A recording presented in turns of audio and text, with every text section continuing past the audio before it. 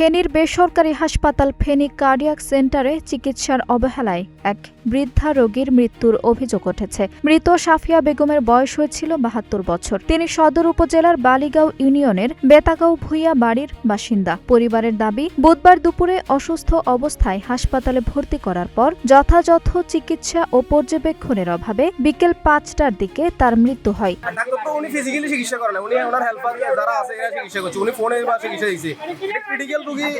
অবস্থা খারাপ ওই জন্য ওরা তো রোগীটাকে মানে এখানে রোগী দিন একটার দিকে রোগী এখানে হাসপাতাল নিয়ে আসছি।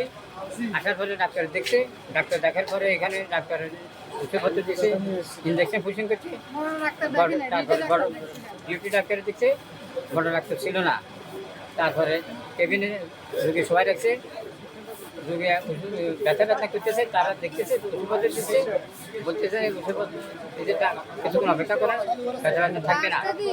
লাস্ট এতে আমি 4টার দিকে যখন চলে যাই, ডাক্তার কথা বলতেছি, পরীক্ষা একটা করছে। পরীক্ষা করার পরে আমি বলছি পরীক্ষা করছে, এটা রিপোর্ট দিব কবে? পরীক্ষা দিবে 6টা কি 6:30টার দিকে। চিকিৎসা ডাক্তার অবহেলা কারণে এ ঘটনায় হাসপাতাল কর্তৃপক্ষের বিরুদ্ধে ক্ষোভ প্রকাশ করেছেন স্বজনরা। তবে হাসপাতাল কর্তৃপক্ষ বলছে, বার্ধক্যজনিত জটিলতায় স্বাভাবিকভাবেই মারা গেছেন সাফিয়া বেগম। কারণে যখন কার্ডিয়াক অ্যারেস্ট হয়ে যায়, তখন এটা আমরা অনেক সময় দেখা যাচ্ছে রাস্তার মধ্যেও আমরা এটা ম্যানেজ করা যায় না। এ ঘটনায় এখনো কোনো লিখিত অভিযোগ দায়ের হয়নি। আঞ্জুম হক আরবি, নাগরিক প্রতিদিন।